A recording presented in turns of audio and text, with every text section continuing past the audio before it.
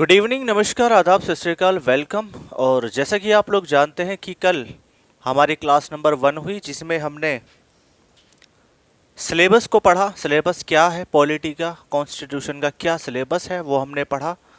और हम सब जानते हैं कि हाल ही में आपकी वैकेंसीज भी आने वाली है और उत्तर प्रदेश पुलिस के लिए आपका नोटिफिकेशन कभी भी जारी किया जा सकता है, तो आप अपनी तैयारी को कंटिन्यू रखें। और कल हमने क्लास में डिस्कस किया था नेशन के बारे में और गवर्नमेंट के बारे में कि क्या होती है गवर्नमेंट और कैसे काम करती है, नेशन क्या होता है, नेशन बनता कैसे है, नेशन के लिए क्या क्या एलिमेंट की ज़रूरत होती है, वो हमने सभी चीज़ों को पढ़ा। ठीक है, तो फाइनली आज हम पढ़ते हैं अपना नेक्स्ट कंसेप्ट।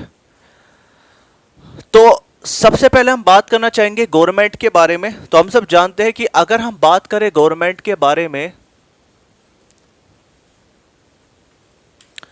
अगर हम बात करें गवर्नमेंट के बारे में, तो जो हमारी गवर्नमेंट होती है, जो हमारी गवर्नमेंट होती है, जो हमारी सरकार होती है, वो देश को चलाने के लिए होती है, यानी कि देश को सुचारू रूप से चलाने के लिए होती है। और सरकार के साथ एक विपक्ष भी होता है जो कि सरकार के जितने भी फैसले होते हैं उनमें कोई ना कोई मुद्दा नेगेटिव हो या पॉजिटिव हो उसको रखता है। ठीक है, और साथ ही अगर हमारे देश में विपक्ष कमजोर है तो कहीं ना कहीं सरकार की जो है मनमानी होती है। ठीक है, अब अगर हम बात करें गवर्नमेंट के बारे में, तो हम सब जानते हैं कि गवर्नमेंट के जो हमारे अंग होते हैं, जो हमारे गवर्नमेंट के पार्ट होते हैं, वो 3 होते हैं। तो सबसे पहले हम बात करेंगे गवर्नमेंट के पार्ट के बारे में, यानी कि अंग के बारे में। तो अगर हम बात करें गवर्नमेंट के बारे में, तो फाइनली आपको अभी तो पता ये चला है कि गवर्नमेंट हमारी कितने प्रकार की होती है ना। तो जो गवर्नमेंट हमारी होती है वो 3 प्रकार की होती है। ठीक है, पहली यूनियन गवर्नमेंट, दूसरी स्टेट गवर्नमेंट और तीसरी लोकल गवर्नमेंट। ठीक है, लेकिन हम बात कर रहे हैं गवर्नमेंट के अंग के बारे में, गवर्नमेंट के पार्ट के बारे में। तो इसमें जो सबसे पहला जो अंग आता है वो आता है एग्जीक्यूटिव। क्या आता है? एग्जीक्यूटिव। एग्जीक्यूटिव का मतलब होगा आपका, एग्जीक्यूटिव का मतलब होता है आपका कार्यपालिका। क्या होता है? कार्यपालिका। दूसरा अंग है आपका लेजिस्लेटिव, यानी कि विधायिका, यानी कि विधायिका। तीसरी हमारी होगी जुडिशरी, यानी कि न्यायपालिका।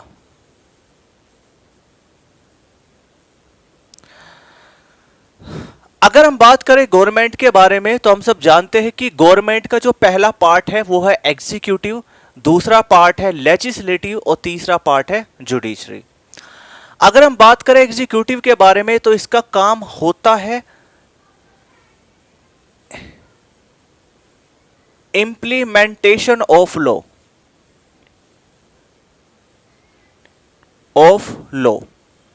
यानी कि कानून को लागू करना। ठीक है, कानून को लागू करना। लेजिस्लेटिव के बारे में बात करें, तो लेजिस्लेटिव में हमारा काम होता है making of law, making of law, यानी कि कानून का निर्माण करना। ठीक है, और इसका काम होता है एग्जामिन ऑफ लॉ, यानी कि कानून की विवेचना करना, कानून की जांच करना। अगर हम बात करें एग्जीक्यूटिव के बारे में, तो हम सब जानते हैं कि एग्जीक्यूटिव में क्या क्या लोग होते हैं, मतलब क्या क्या चीजें होती है। तो जैसे हम बात करें प्रेसिडेंट, ये हमारे एक एग्जीक्यूटिव का पार्ट है। हमारे मिनिस्टर्स हो गए, जितने भी हमारे मंत्री होते हैं वो एग्जीक्यूटिव का पार्ट्स है। पीएम हुआ, ईटीसी। अगर हम बात करें मेकिंग ऑफ लॉ के बारे में, तो मेकिंग ऑफ लॉ यानी कि जो कानून का निर्माण करता है, कानून को बनाता है, वो लेजिस्लेटिव बनाती है। और अगर हम बात करें लेजिस्लेटिव के बारे में, तो इसमें आपकी होगी क्या? इसमें आपकी होगी लोकसभा और राज्यसभा। और जुडिशरी के बारे में बात करें तो जुडिशरी में आपकी होगी सुप्रीम कोर्ट। ठीक है, क्या होगी? Supreme court. अभी फिलहाल मैंने आपको एक छोटा सा आइडिया बताया है कि हमारी जो गवर्नमेंट होती है उसके 3 अंग होते हैं, एग्जीक्यूटिव, लेजिस्लेटिव और जुडिशरी। ठीक है, अब गवर्नमेंट तो हमारी 3 टाइप की होती है भाई। अगर हम गवर्नमेंट के ऊपर बात करें, जैसे एक हमारी यूनियन गवर्नमेंट होती है जो पूरे देश की होती है, और एक होती है स्टेट गवर्नमेंट जो कि हर राज्य की अपनी अलग अलग होती है। तो ये तीनों के तीनों अंग यूनियन गवर्नमेंट के भी होंगे और स्टेट गवर्नमेंट के भी होंगे। यानी कि अगर हम बात करें तो इसको हम इस तरीके से कह सकते हैं कि अगर हम स्टेट गवर्नमेंट के बारे में बात कर रहे हैं तो हम इसको इस तरीके से कह सकते हैं कि स्टेट एग्जीक्यूटिव, स्टेट लेजिस्लेटिव और स्टेट जुडिशरी। और यूनियन की बात करें तो यूनियन में हम कह सकते हैं यूनियन एग्जीक्यूटिव, यूनियन लेजिस्लेटिव और यूनियन जुडिशरी। यानी कि हिंदी में बात करें संघ की कार्यपालिका यानी कि यूनियन एग्जीक्यूटिव, संघ की विधायिका यानी कि यूनियन लेजिस्लेटिव और संघ की न्यायपालिका यूनियन जुडिशरी। ठीक है, तो अभी फिलहाल हम इन चीजों पे आगे काम कर रहे होंगे। अभी हम केवल इतना समझते हैं कि हमारी जो गवर्नमेंट होती है वो 3 प्रकार की होती है। ये तो हम सब जानते हैं कौन कौन सी होती है। यूनियन गवर्नमेंट, दूसरी होती है स्टेट गवर्नमेंट और थर्ड होती है लोकल गवर्नमेंट। यूनियन गवर्नमेंट का मतलब संघ सरकार, स्टेट गवर्नमेंट का मतलब राज्य सरकार और लोकल गवर्नमेंट का मतलब स्थानीय सरकार। ठीक है, और अगर हम बात करें गवर्नमेंट के अंग के बारे में तो ये 3 अंग होते हैं। ठीक है, इस बात को आप थोड़ा सा समझ ले, क्योंकि अभी मैं चीजें धीरे धीरे कलेक्ट कर रहा हूं। अब कभी कभी काफी बच्चे क्वेश्चन पूछ लेते कि सर एग्जीक्यूटिव में जो हमारे पीएम हैं या हमारे मिनिस्टर्स हैं वो कैसे इंप्लीमेंटेशन ऑफ लॉ करते हैं, यानी कि कानून को कैसे लागू कराते हैं। तो आपने एक नाम सुना होगा एडमिनिस्ट्रेशन, यानी कि जो आपके एडमिनिस्ट्रेटिव लोग होते हैं यानी कि जो प्रशासनिक सेवा के अधिकारी होते हैं, जैसे कि आईएएस हुआ, आईपीएस हुआ। ठीक है, तो जितने भी प्रशासनिक सेवक होते हैं वो भी आपके एग्जीक्यूटिव का पार्ट होते हैं। यानी कि अगर हम कहना चाहे तो ये बात कह सकते हैं कि administration is the part of executive. ठीक है, तो यानी कि ये जितने भी लोग होते हैं वो अपने अधीनस्थ जो प्रशासनिक अधिकारी होते हैं उनके द्वारा कानून को क्या कराते हैं, इंप्लीमेंट कराते हैं, लागू कराते हैं। ठीक है, क्योंकि अगर हम बात करेंगे एक स्टेट के, अगर हम एक जिले के डीएम के बारे में बात करेंगे तो जो जिला है, जो जिला होगा उसका जो डीएम होगा उसका काम क्या होगा, इंप्लीमेंटेशन ऑफ लॉ। ठीक है, वो सभी डिपार्टमेंट का हेड होगा। ठीक है, उसको आगे ऊपर जवाब देना होगा। अगर हम एक जिले के एसएसपी की बात करें, ठीक है, तो एसएसपी का काम क्या होता है, लॉ एंड ऑर्डर मेंटेन करना। ठीक है, और वो किसके अंडर काम करता है एसएसपी, वो काम करता है किसके, होम मिनिस्ट्री के अंडर में। आप समझ रहे हैं ना। और जो सिविल सर्विस का जो आईएएस होता है वो किसके अंडर काम करता है, पर्सनल मिनिस्ट्री के अंडर में काम करता है। ठीक है, यानी कि कार्मिक मंत्रालय के अंडर में काम करता है। ये चीजें मैं आपको आगे बढ़ाता चलूंगा, आगे सभी चीजें पढ़ाता चलूंगा। अभी आप फिलहाल इसको नोट कीजिए। ठीक है, शायद आपने इसको कॉपी कर लिया होगा, अगर कॉपी नहीं किया है तो इसका स्क्रीनशॉट ले लीजिएगा। ठीक है, मैं आपको वो सारी चीजें बताता चलूंगा जो आपको आपके एग्जाम में यूजफुल होंगे। ठीक है, अब स्टार्ट करते हैं अकॉर्डिंग टू सिलेबस। अब हम अकॉर्डिंग टू सिलेबस पढ़ते हैं, और अकॉर्डिंग टू सिलेबस पढ़ने के साथ साथ कुछ चीजें ऐसी होंगी जो न्यू अपडेट होंगी, वो भी मैं आपको इंक्लूड कराता चलूंगा। ठीक है, चलिए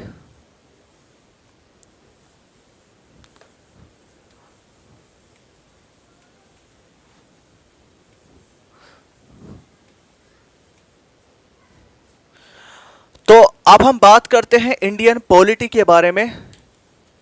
इंडियन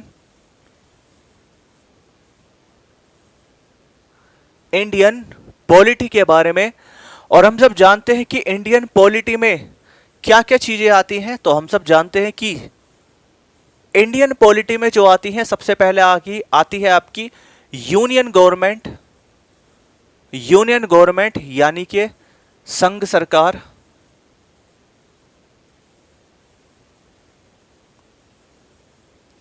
और अगर हम बात करें संघ सरकार के बारे में, तो संघ सरकार के बारे में अगर हम बात करें तो इसमें आपका सबसे पहले आता है प्रेसिडेंट, यानी कि भारत के राष्ट्रपति। हिंदी में भी मैं लिखता चल रहा हूं साथ में, राष्ट्रपति। फिर आपका आएगा पीएम, यानी कि प्रधानमंत्री, या sorry vice president. Vice president यानी कि उपराष्ट्रपति। फिर हम लेंगे पीएम, यानी कि प्रधानमंत्री। पीएम का मतलब प्राइम मिनिस्टर। फिर हम लेंगे council of ministers of union government, यानी कि संघ के मंत्री परिषद। और अगर हम बात करें मंत्री परिषद के बारे में, यानी कि काउंसिल ऑफ मिनिस्टर्स के बारे में, तो इसमें हम हर टाइप के मंत्री पढ़ेंगे, चाहे वो आपका कैबिनेट मिनिस्टर हो, चाहे वो आपका कैबिनेट मिनिस्टर हो, चाहे वो आपका स्टेट मिनिस्टर हो, और चाहे वो आपका इंडिपेंडेंट मिनिस्टर हो। हिंदी की बात करें, चाहे वो आपका कैबिनेट मंत्री हो, चाहे वो राज्य मंत्री हो, चाहे वो स्वतंत्र प्रभार मंत्री हो, इन सब की बातें हम पढ़ेंगे यूनियन गवर्नमेंट में। ठीक है, आप इतनी बात समझ पाए। अब हम बात करते हैं किसके बारे में? अब हम बात करते हैं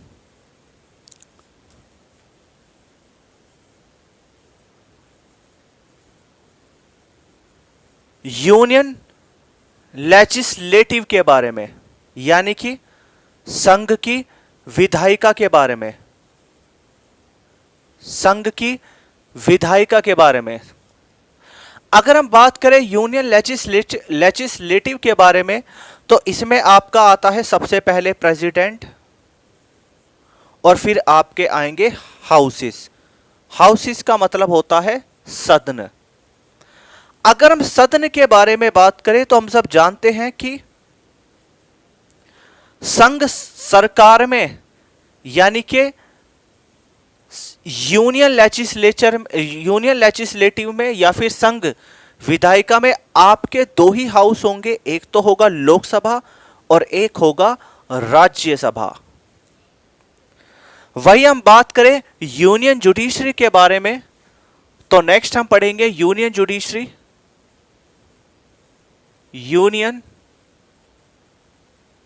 जुडिशरी, और यूनियन जुडिशरी में हम पढ़ेंगे केवल और केवल सुप्रीम कोर्ट, जो पूरे देश की एक ही कोर्ट होती है, सुप्रीम कोर्ट, यानी कि उच्चतम न्यायालय, सॉरी उच्च न्यायालय।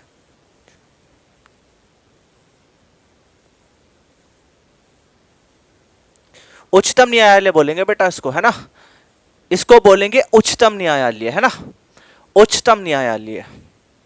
तो आप इस चीज को कॉपी कीजिए फटाफट से। अभी मैं एक बार इसको एक्सप्लेन कर देता हूं, ठीक है, आप थोड़ा सा ध्यान से समझें। अगर हम बात करें इंडियन पॉलिटी के बारे में, तो हम सब जानते हैं कि सबसे पहले हम पढ़ेंगे यूनियन गवर्नमेंट के बारे में।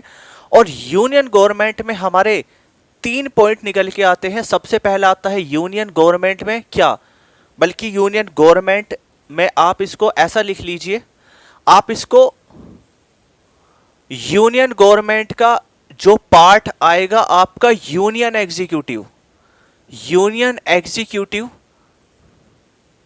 यानी कि संघ कार्यपालिका, इसमें आप अंडर में लीजिए ये सभी चीजें, ठीक है।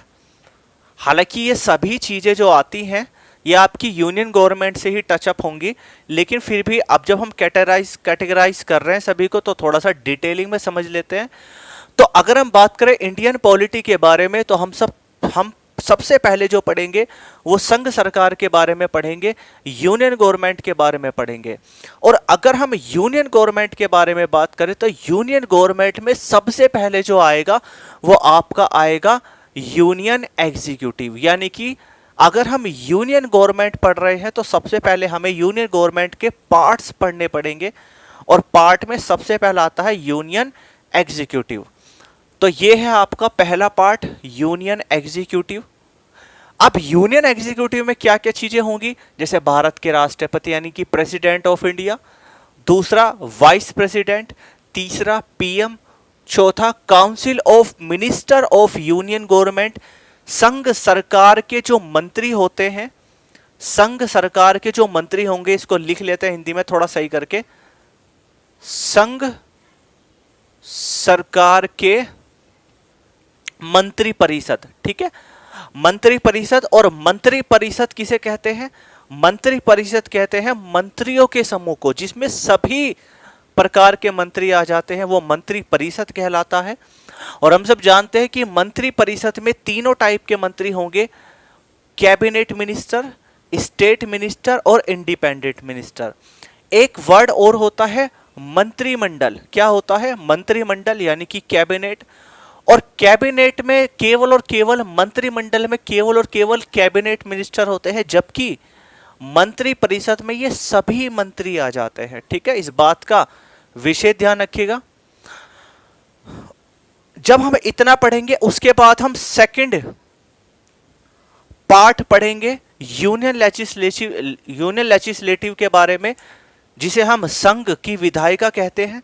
और इसमें आपका आता है प्रेसिडेंट, जो कि हम ऊपर पढ़ चुके होंगे, तो यहाँ पे हमें पढ़ने की कोई आवश्यकता नहीं होगी।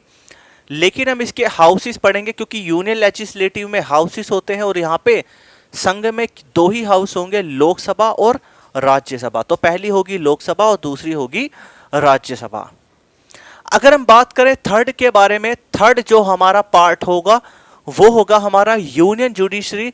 और यूनियन जुडिशरी में जो आपका पहला पॉइंट होगा वो होगा आपका सुप्रीम कोर्ट। यहाँ पे कोई हाई कोर्ट नहीं होगी और कोई भी डिस्ट्रिक्ट कोर्ट नहीं होगी, क्योंकि अभी हम जो भी मटेरियल पढ़ रहे हैं वो केवल और केवल संघ के बारे में पढ़ रहे हैं, ठीक है। तो आई होप आपको ये समझ में आ गया होगा, ठीक है। और बाकी अभी तक तो मैं आपको एक आइडिया देता जा रहा हूं कि हम किस तरीके से चीजों को कवर करते हुए चलेंगे।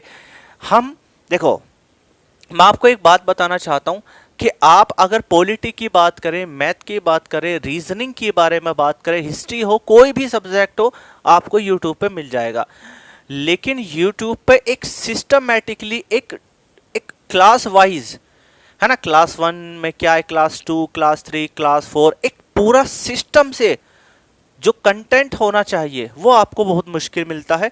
तो इसलिए ही हमें पेड कोर्सेज की आवश्यकता पड़ती है। अदरवाइज सभी चीजें आपकी यूट्यूब में मिल जाएंगी। कि जो बच्चे ऐसे हैं, जो बच्चे तैयारी करना चाहते हैं फ्री ऑफ कॉस्ट, वो यूट्यूब से भी कर सकते हैं, उनको सभी चीजें यूट्यूब पर मिल जाएंगी। लेकिन उनको थोड़ी सी समस्या आएगी उन चीजों को कलेक्ट करने में और उन चीजों को सिस्टम से लाने में, और वही सभी चीजें हम यहाँ पे आपको सिस्टम से बता रहे हैं, ठीक है।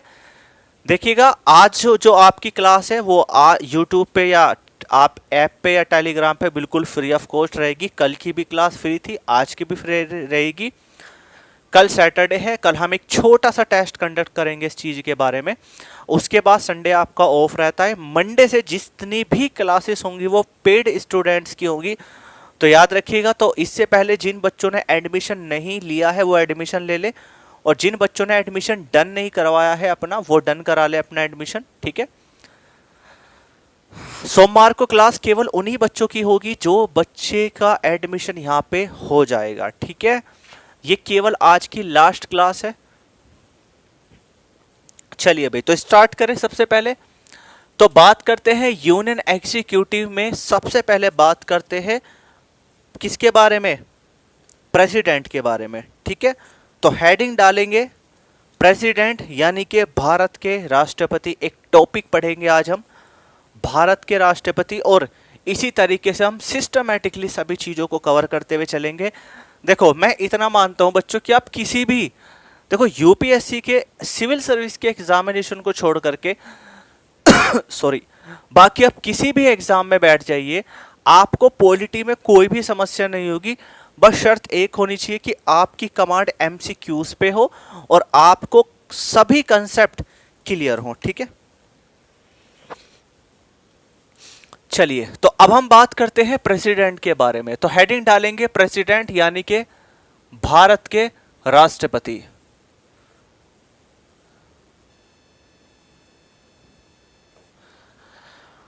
देखो भारत के राष्ट्रपति के बारे में बात करें तो हमारे देश में अगर हम कहना चाहें कि हमारे देश का मुखिया कौन है, तो वो है एकमात्र भारत के राष्ट्रपति।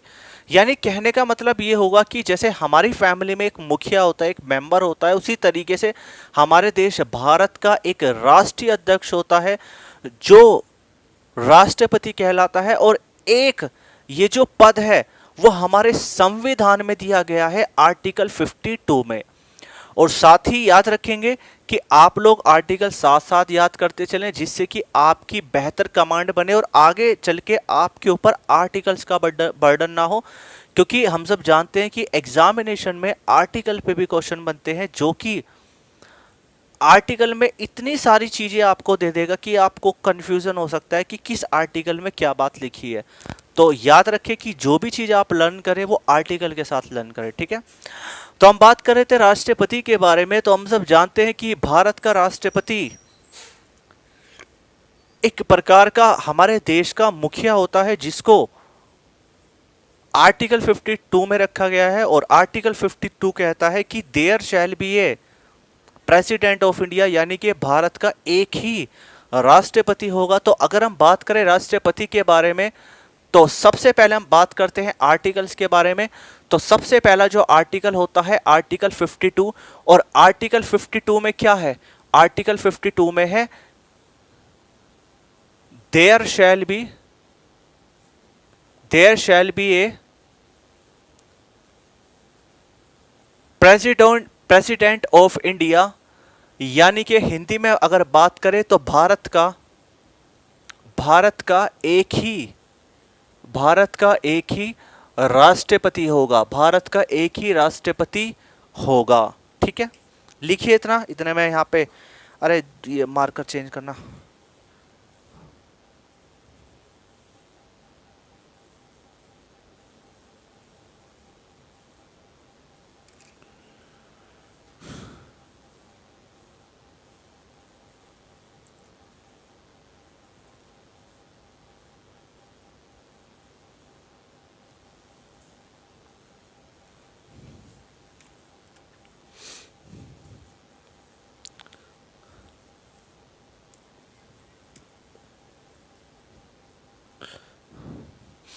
हाँ जी, तो हमने पढ़ा कि राष्ट्रपति के बारे में बात करें तो राष्ट्रपति आर्टिकल 52 में है और एक ये संवैधानिक पद है, यानी कि संविधान में इसको दर्शाया गया है आर्टिकल 52 में। और आर्टिकल 52 कहता है कि there shall be a president of India, भारत का एक ही राष्ट्रपति होगा। अगर हम बात करें ओथ के बारे में, यानी शपथ के बारे में, तो राष्ट्रपति को जो शपथ दिलाते हैं वो एक ही व्यक्ति हैं, CJI, यानी कि अगर फुल फॉर्म की बात करें तो चीफ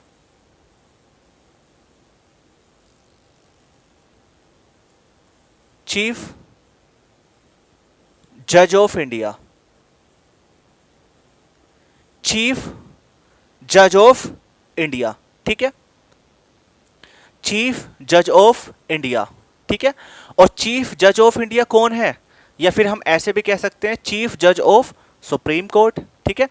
यानी कि जो सुप्रीम कोर्ट के जो CJI होते हैं उनके द्वारा राष्ट्रपति को शपथ दिलाई जाती है। लेकिन अगर कुछ कारण ऐसे बनते हैं कि ये व्यक्ति अवेलेबल नहीं है, तो फिर सेकंड जो प्रेफरेंस दी जाती है वो दी जाती है सीनियर जज ऑफ सुप्रीम कोर्ट, यानी कि सुप्रीम कोर्ट के जो वरिष्ठतम जज होते हैं उनके द्वारा भारत के राष्ट्रपति को क्या दिलाई जाती है, शपथ दिलाई जाती है। ठीक है, आप इतनी बात समझे। अगर हम बात करें नेक्स्ट मूवमेंट के बारे में, तो नेक्स्ट आपकी बात होती है रिजाइन के बारे में। अगर हम बात करें राष्ट्रपति के रिजाइन के बारे में, यानी कि त्याग पत्र के बारे में, तो हालांकि संविधान में कोई ऐसी बात नहीं लिखी गई है या कोई ऐसा प्रोविजन नहीं लिखा गया है कि राष्ट्रपति त्याग पत्र नहीं दे सकते।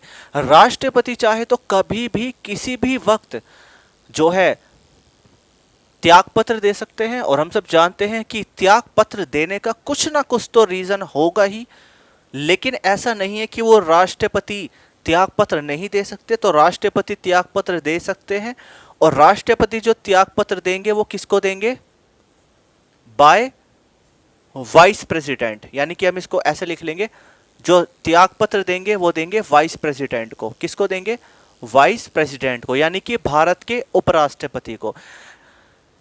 लेकिन जब ये राष्ट्रपति वाइस प्रेसिडेंट को अपना त्यागपत्र सौंपेंगे, तो जो हमारे वाइस प्रेसिडेंट हैं उनका ये दायित्व बनता है, उनका ये कर्तव्य बनता है कि वो इसकी सूचना स्पीकर ऑफ लोकसभा को दे। क्यों? क्योंकि राष्ट्रपति का एक ऐसा पद होता है जिसको कभी खाली नहीं छोड़ा जा सकता। ठीक है, तो तत्काल वाइस प्रेसिडेंट इसकी सूचना स्पीकर ऑफ लोकसभा को देता है। ठीक है, आप इतनी बात समझ पाए। तो अभी तक हमने राष्ट्रपति को पढ़ा कि राष्ट्रपति हमारे भारत के संविधान के आर्टिकल 52 में आते हैं, और आर्टिकल 52 कहता है कि there shall be a president of India, भारत का एक ही राष्ट्रपति होगा। फिर हमने पढ़ा शपथ के बारे में, इनको जो शपथ दिलाई जाती है वो सीजीआई के द्वारा दिलाई जाती है, यानी कि चीफ जज ऑफ इंडिया। ठीक है, यानी कि जो सुप्रीम कोर्ट के जो सीजीआई होते हैं उनके द्वारा शपथ दिलाई जाती है। लेकिन अगर किसी वजह से वो अपने पद पे नहीं है या वो अवेलेबल नहीं है, तो फिर सुप्रीम कोर्ट के जो सीनियर जज होंगे उनके द्वारा राष्ट्रपति को शपथ दिलाई जाती है। और हम सब जानते हैं कि अगर हम बात करें रिजाइन के बारे में, तो राष्ट्रपति जो रिजाइन देंगे वो किसको देंगे, भारत के उपराष्ट्रपति को देंगे, और साथ ही उपराष्ट्रपति इसकी सूचना किसको देंगे, स्पीकर ऑफ लोकसभा को देंगे। ठीक है, क्यों देंगे? क्योंकि राष्ट्रपति का पद एक ऐसा पद है जो कभी भी खाली नहीं छोड़ा जा सकता। ठीक है, कॉपी कीजिए इसको फटाफट से। देखना ये स्क्रीन से हट रहा है, बार बार ये स्क्रीन ब्लर हो रही है मेरे यहाँ से, यूट्यूब पे डला हुआ है। अच्छा,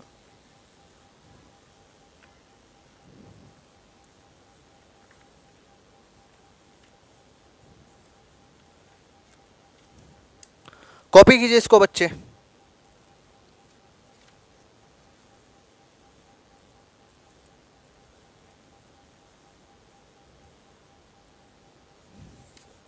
अब एक बच्चे का डाउट यहां पे बनेगा, वो क्या बनेगा, वो ये बनेगा कि जो राष्ट्रपति हैं, भारत के जो राष्ट्रपति हैं, वो किस चीज की शपथ लेते हैं। ठीक है, तो राष्ट्रपति पद ग्रहण करने से पहले शपथ लेते हैं, और अगर कोई भी पॉलिटिकल पद है तो वो अपना पद ग्रहण करने से पहले शपथ लेता है, और जिस दिन वो शपथ ले लेता है उस दिन से उसका पद चालू हो जाता है। ठीक है, कभी एक बार क्वेश्चन आया था कि उसका जो कार्यकाल होता है वो कब से शुरू होता है, तो शपथ जिस दिन वो लेता है उसी दिन से उसका कार्यकाल स्टार्ट हो जाता है। तो राष्ट्रपति जो शपथ लेते हैं वो लेते हैं कि मैं श्रद्धा पूर्वक राष्ट्रपति पद के कार्य पालन करूंगा, संविधान और विधि का परिरक्षण, संरक्षण और प्रतिरक्षण करूंगा, और भारत की जनता की सेवा और कल्याण में निहित रहूंगा।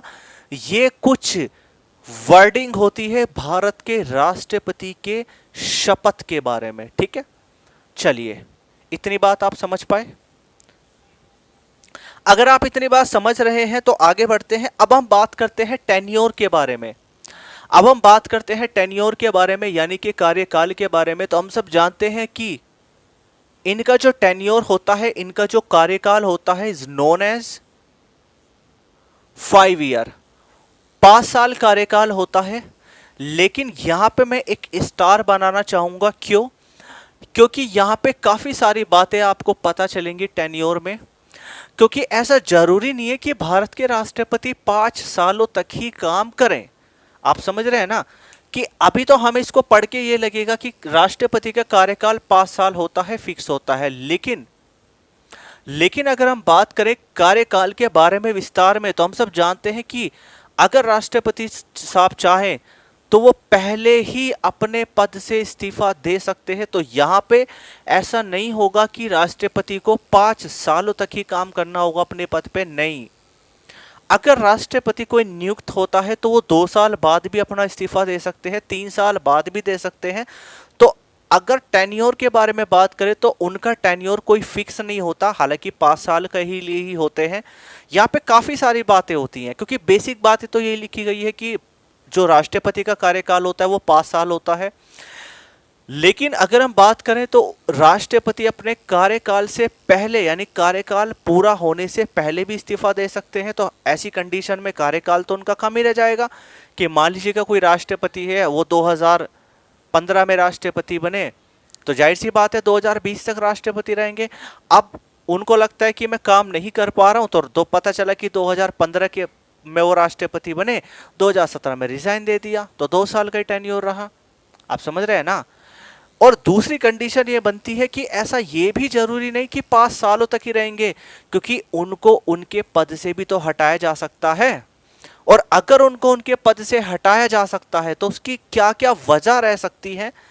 वजह तो खैर हालांकि एक ही है कि अगर वो संविधान का उल्लंघन कर दे तो उनके ऊपर इम्पीचमेंट प्रोसेस लगाया जाता है। और इम्पीचमेंट प्रोसेस यानी महाभियोग की प्रक्रिया चलती है। और अगर वो प्रक्रिया सिद्ध हो जाती है, यानी कि अगर उनके ऊपर जो आरोप लगे हैं संविधान को लेकर के, उल्लंघन को लेकर के, अगर वो सिद्ध हो जाते हैं तो वो प्रक्रिया आगे बढ़ के इनको अपने पद से जो है रिजाइन देना होता है, यानी एक तरीके से इन्हें टर्मिनेट कर दिया जाता है। अब यहाँ पे अगर हम बात करें 5 साल से पहले, अगर हम बात करें बिफोर 5 ईयर, तो इनका पद खाली भी तो हो सकता है। अब उसके क्या क्या रीजन हो सकते हैं भाई? या तो इनकी डेथ हो जाए तो इनका पद खाली हो सकता है, या फिर यह रिजाइन दे दे तो इनका पद खाली हो सकता है, या इनको रिमूव कर दे, ठीक है, या इनको रिमूव कर दे तो पद खाली हो सकता है। ठीक है, इतनी बात क्लियर हो गई। अब देखो कैसे, अगर मान लो कोई भारत के राष्ट्रपति है और वो अपने पद पे रहते हुए उनकी मृत्यु हो गई, तो डेफिनेटली उनका कार्यकाल तो पूरा नहीं हो पाएगा 5 साल का। तो एक रीजन तो ये बनता है। दूसरा रीजन बनता है कि वो चाहें तो अपने पद पे रह करके रिजाइन दे सकते हैं। कि भाई अगर मान लीजिएगा कोई व्यक्ति है और उसको राष्ट्रपति बनाया गया, तो ऐसा जरूरी थोड़ी ना कि वो 5 सालों तक ही काम करेंगे ना, वो 2 साल बाद 3 साल बाद रिजाइन दे सकते हैं। दूसरा रीजन ये है।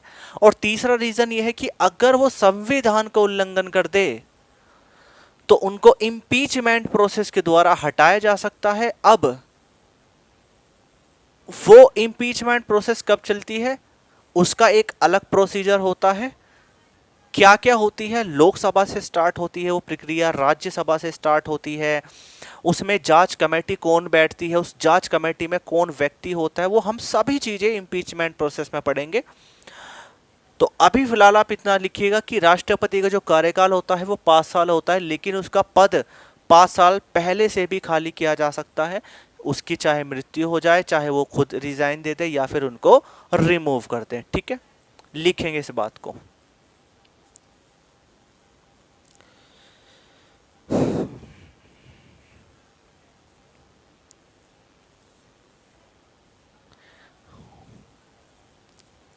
मैं देखो इसलिए बहुत स्लो मोशन में पढ़ा रहा हूं, जिससे कि आपको एक एक चीजें क्लियर हो और आप एक एक चीजें लिखते रहें। ठीक है, आई होप आपने इसको कॉपी कर लिया होगा। अब थोड़ा ध्यान से समझो। मैंने आपको एक बात बताई है कि राष्ट्रपति का जो पद होता है वो कभी खाली नहीं छोड़ सकते। क्यों नहीं छोड़ सकते? क्योंकि राष्ट्रपति एक ऐसा पद है, ये आपका भरा होना ही जरूरी है, ये होना जरूरी है ना। क्योंकि अगर देश का राष्ट्रीय अध्यक्ष ही नहीं रहेगा तो फिर कैसे देश चलेगा? ठीक है, फिर तो देश नहीं चल पाएगा ना। क्योंकि अगर कोई भी एक्ट बनेगा, कोई भी लॉ आप बनाना चाहते हैं, उस पर फाइनलाइज जो भी उस पे एक्शन लिया जाता है वो किसके द्वारा लिया जाता है?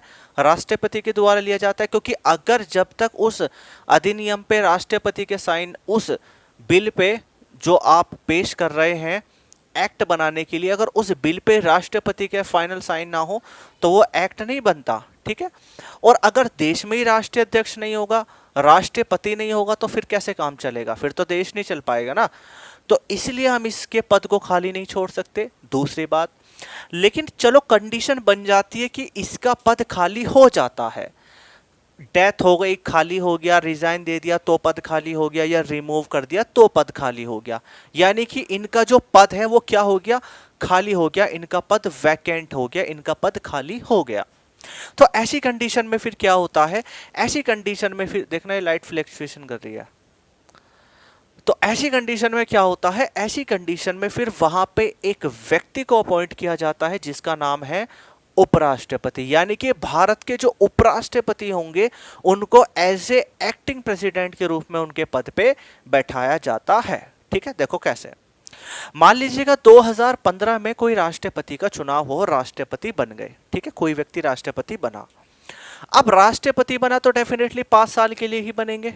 ठीक है, अब मान लीजिएगा राष्ट्रपति को इम्पीचमेंट प्रोसेस के द्वारा, या फिर उन्होंने खुद रिजाइन दे दिया और उन्होंने 2017 में रिजाइन दे दिया, तो ऐसी कंडीशन में उनके टेन्योर के कितने, यानी उनके कार्यकाल के कितने साल बचे? 3 साल बचे। ठीक है, और चूंकि हम ये भी कह रहे हैं, संविधान में ये बात है कि भाई राष्ट्रपति का पद हम खाली नहीं छोड़ सकते, तो ऐसी कंडीशन में जब राष्ट्रपति जी ने अगर पद त्याग दिया या रिजाइन दे दिया, या फिर उनका किसी रीजन से पद खाली हो गया, तो ऐसी कंडीशन में जो भारत के उपराष्ट्रपति होते हैं, जो जिनकी सेकंड प्रीफरेंस होती है, यानी कि अगर हम देश में प्रथम नागरिक की बात करें तो वो होते हैं भारत के राष्ट्रपति। चूंकि ये बातें मैं आपको आगे बताने वाला हूं, तो प्रथम नागरिक के बारे में बात करें तो आते हैं भारत के राष्ट्रपति, और दूसरे नंबर पे आते हैं भारत के उपराष्ट्रपति। ठीक है, यानी कि फर्स्ट सिटीजन ऑफ इंडिया कौन होंगे? President, and second citizen of India कौन होंगे? Vice president. ठीक है, जो मैं आपको सारी बातें बोल रहा हूं आप इनको नोट डाउन करते चलना। ठीक है, तो फिर वहां पे क्या होता है कि जब राष्ट्रपति का पद खाली हो गया तो वहां पे उपराष्ट्रपति को एज ए एक्टिंग प्रेसिडेंट के रूप में, यानी कि फिर जो आपके वाइस प्रेसिडेंट होंगे, जो आपके वाइस प्रेसिडेंट होंगे, जो आपके उपराष्ट्रपति होंगे, उनको as a acting president, acting president यानी कि अगर हिंदी में बात करें तो कार्यकारी कार्यकारी कार्यकारी राष्ट्रपति के तौर पे उनको पद पे बैठाया जाता है। लेकिन क्या वो 3 साल तक काम करेंगे? पहला क्वेश्चन बनता है। और दूसरा क्वेश्चन बनता है कि क्या वो जो राष्ट्रपति, जिन राष्ट्रपति का पद खाली हुआ है और उनकी जगह उपराष्ट्रपति को लाया गया है, तो वो जब तक काम करेंगे उनके बचे हुए टेन्योर तक? तो आंसर होगा नो। जो एक्टिंग प्रेसिडेंट होगा वो केवल और केवल मैक्सिमम, यानी ज्यादा से ज्यादा 6 महीने तक ही उपराष्ट्रपति राष्ट्रपति रह सकता है, उससे ज्यादा नहीं रह सकता। क्यों? क्योंकि एक प्रोविजन ये भी है, क्योंकि अगर भारत के राष्ट्रपति का पद खाली हो जाए तो हमें 6 महीने के अंदर अंदर, 6 महीने के भीतर भीतर हमें राष्ट्रपति के पद को भरना होगा, और जब तक उस राष्ट्रपति के पद को संभालेगा भारत का उपराष्ट्रपति। ठीक है, यानी कि वाइस प्रेसिडेंट ऑफ इंडिया, और एज ए एक्टिंग प्रेसिडेंट के रूप में, कार्यकारी राष्ट्रपति के रूप में। और जो पावर, जो भत्ते, जो सैलरी, जो सुविधाएं राष्ट्रपति को दी जाती थी, वही सुविधाएं फिर इनको भी मिलेंगी एक्टिंग प्रेसिडेंट के रूप में। ठीक है, ये प्रॉपर तरीके से राष्ट्रपति नहीं बने, ये केवल उनकी जगह ली है इन्होंने कुछ लिमिटेड टाइमिंग के लिए। वो लिमिटेड टाइमिंग होता है 6 मंथ, 6 महीने से ज्यादा ये उपराष्ट्रपति जो होंगे वो राष्ट्रपति के पद पे काम नहीं कर सकते, यानी 6 महीने से ज्यादा काम नहीं कर सकते। जो इनका मैक्सिमम टेन्योर होगा वो 6 महीने होगा। तो यहाँ पे कई सारे क्वेश्चन बनते हैं कि अगर हम राष्ट्रपति का पद खाली हो जाए तो वहां कौन काम करेगा, तो डेफिनेटली भारत का उपराष्ट्रपति काम करेगा। कितने महीने तक करेगा या क्या टेन्योर होगा उनका, तो 6 मंथ होगा, मैक्सिमम 6 मंथ। ठीक है, ऐसा जरूरी नहीं है कि, ऐसा भी हो सकता है कि अगर मान लीजिएगा उपराष्ट्रपति आए हैं एक्टिंग प्रेसिडेंट के रूप में और पता चला नए राष्ट्रपति का चुनाव 2 महीने में ही करा लिया गया, तो इसका मतलब फिर वो 2 महीने तक रहेंगे एक्टिंग प्रेसिडेंट बस। ठीक है, तो टेन्योर जो होता है वो 6 मंथ होता है मैक्सिमम। अब नए राष्ट्रपति को चुनाव आप 10 दिन में करा लो या 2 महीने में करा लो या पूरे 6 महीने में करा लो। ठीक है, दूसरी बात, अब सवाल ये उठता है कि ऐसा भी तो हो सकता है कि एक्टिंग प्रेसिडेंट ही अपने पद पे ना हो। आप समझ रहे हैं ना, कि एक्टिंग प्रेसिडेंट अपने पद पे ना हो तो क्या होगा, तो फिर होगा कि अगर एक्टिंग प्रेसिडेंट नहीं है अपने पद पे, तो देखो पहली प्रेफरेंस तो acting president sorry vice president को मिलेगी, लेकिन अगर वाइस प्रेसिडेंट नहीं है तो फिर सेकंड नंबर आएगा आपका सीजेआई, यानी कि जो सुप्रीम कोर्ट के जो सीजेआई होते हैं उनको उनके पद पे बैठाया जाएगा। किसके पद पे, भारत के राष्ट्रपति के पद पे। ठीक है, और अगर ये भी नहीं है तो फिर लास्ट ऑप्शन बचेगा सीनियर जज ऑफ सुप्रीम कोर्ट, सीनियर जज ऑफ सुप्रीम कोर्ट, यानी कि जो ये दो लोग थे, एक तो सीजीआई और एक सीनियर जज, ये जो दो लोग थे जिन्होंने राष्ट्रपति को शपथ दिलाई, ये ही दो लोग आगे चल के एक्टिंग प्रेसिडेंट के रूप में काम कर सकते हैं अगर राष्ट्रपति का पद खाली हो जाए। लेकिन पहली जो मान्यता होगी, जो पहली प्रेफरेंस होगी, जो पहला सजेशन होगा वो केवल और केवल वाइस प्रेसिडेंट का होगा। अगर वाइस प्रेसिडेंट नहीं है तो फिर सीजीआई होंगे, सीजीआई बनेंगे एक्टिंग प्रेसिडेंट, और अगर सीजीआई नहीं है तो फिर सीनियर जज ऑफ सुप्रीम कोर्ट बनेंगे। ठीक है, तो आई होप आपको ये बातें समझ में आ गई होंगी। कॉपी कर लीजिए इसको फटाफट से। देखो मैं बिल्कुल एकदम स्लो मोशन में पढ़ा रहा हूं, चीजें एक एक क्लियर करते हुए चल रहा हूं। अगर आपको कोई भी डाउट बनता है ना, या कोई भी स्टूडेंट हो यहाँ का या एनी स्टूडेंट, कोई भी अदर कोचिंग का बच्चा हो, अगर वो भी पॉलिटी में कुछ पूछना चाहता है तो उसका भी स्वागत है और उसको भी बता दिया जाएगा, कोई ऐसी समस्या नहीं होगी। ठीक है, लेकिन कोशिश करें कि वीडियो को आप अपने फ्रेंड सर्किल में उसको शेयर कीजिए और जो है उनको दिखाइए।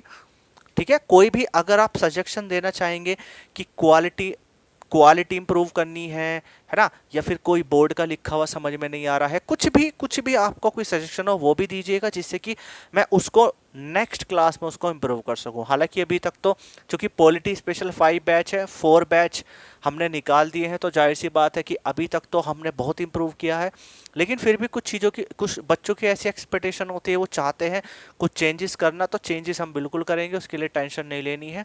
और कल सैटरडे है, कल हम टेस्ट लेंगे, एक टेस्ट कंडक्ट करेंगे। ठीक है, तो आई होप आपको इतनी बातें समझ में आ गई होंगी। ठीक है, तो आज के लिए इतना ही रहने देते हैं, क्योंकि ज़्यादा अभी क्लास नहीं लेते हैं, है ना। मंडे से आपकी रेगुलर क्लास होगी पूरे 1 आवर की। ठीक है, और अगर हमें लगेगा कि सिलेबस ज़्यादा है, टाइमिंग कम है, तो हम आपकी क्लासेस के आवर्स बढ़ा देंगे, 1.5 घंटा भी क्लास कर सकते हैं। और आपकी जो संडे और सैटरडे जो छुट्टी होती है उसको भी हम मेंटेन कर लेंगे, उस दिन भी क्लासेस करा ली जाएंगी। क्योंकि अभी हमारे पास टाइम है, तो अभी हम आराम से चलते हैं, ज़्यादा जल्दबाजी में नहीं करते हैं, क्योंकि हमें अभी मूल विधि भी पढ़नी है। हाँ, मूल विधि में एक बात याद रखिएगा कि मूल विधि में थोड़ा सी हमारे यहाँ पे जो मूल विधि है, जो आईपीसी है, सीआरपीसी है, उसमें थोड़ी सी धाराएं ज़्यादा हैं, तो उन पे थोड़ा सा आपको ज़्यादा वर्क करना पड़ेगा। नोट्स आपको सभी चीज़ों के मिलेंगे, लेकिन क्लास मतलब बैच कंप्लीट होने के बाद आपको मूल विधि के और पॉलिटी के नोट्स मिल जाएंगे, एमसीक्यूज मिल जाएंगे। आप जिन बच्चों ने एडमिशन लिया है उनको नोट्स सेक्शन में ऐड कर दिया गया है, वहाँ पे सभी आपको नोट्स मिल जाएंगे, एमसीक्यूज मिल जाएंगे। ठीक है, डाउट सेक्शन भी बन जाएगा आपका। तो मिलते हैं नेक्स्ट क्लास में। क्लास नंबर 3 आपकी अब मंडे होगी। और जितने भी बच्चे आप ये देख रहे हैं, अगर कोई भी समस्या आती है पॉलिटी में या कोई भी आप सजेशन देना चाहते हैं तो वेलकम है आपका, आप जो है सजेशन दे सकते हैं। साथ ही पॉलिटी को बहुत ही आसान तरीके से पढ़ना है, बिल्कुल सिंपल वे में पढ़ना है, ठीक है। चलिए, तो thank you very much to all of you, bye bye, take care yourself, bye, good night, take care, love you to all.